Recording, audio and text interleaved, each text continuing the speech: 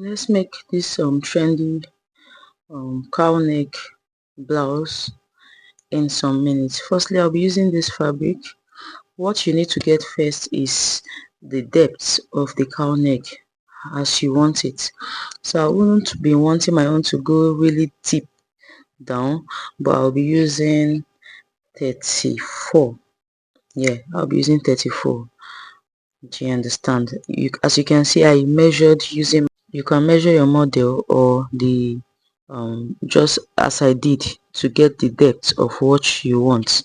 So this fabric is what I'll be using. After which I didn't fold it into two, take note, but I would fold it later on.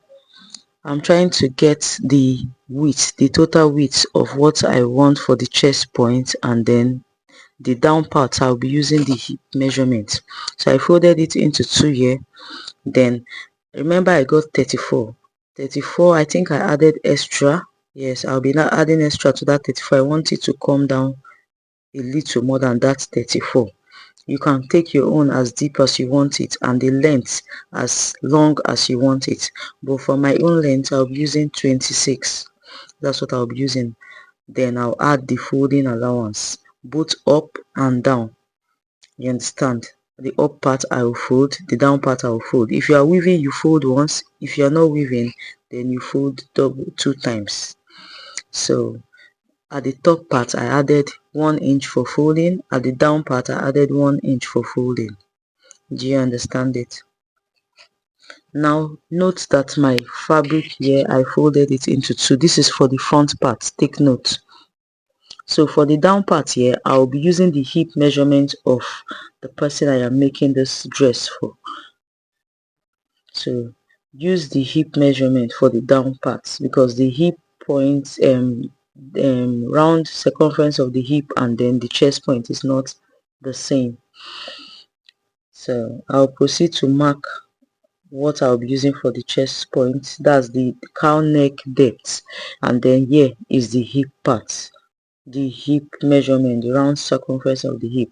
I'll proceed to that part where I'll be folding at the top, I would remove it before getting the where I want the back part. Note that at this one I'll be adding a back part. Do you understand? The person does not want her back exposed that much, so that's why I went this way.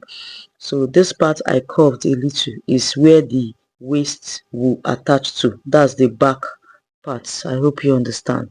So I'll fold this one which I want to use for the back into two, then just mark that part. You see that part where it ended, that's where it will join with the front part. Take note that it's folded into two. Then this one I added at the top is for folding, where the elastic will pass through. If you do not want this back part, obviously you'll be using a rope.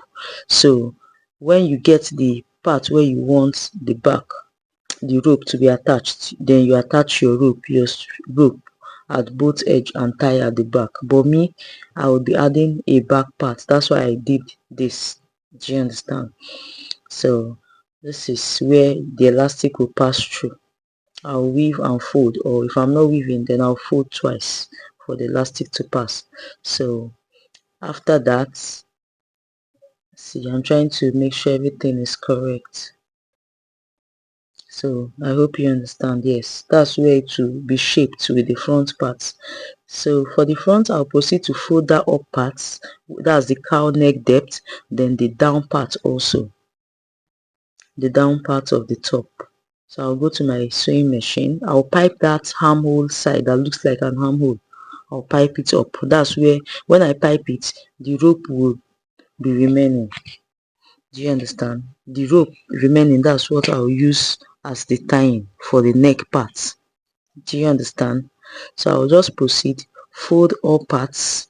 That up parts, that's the cowl neck depth. I'll fold it.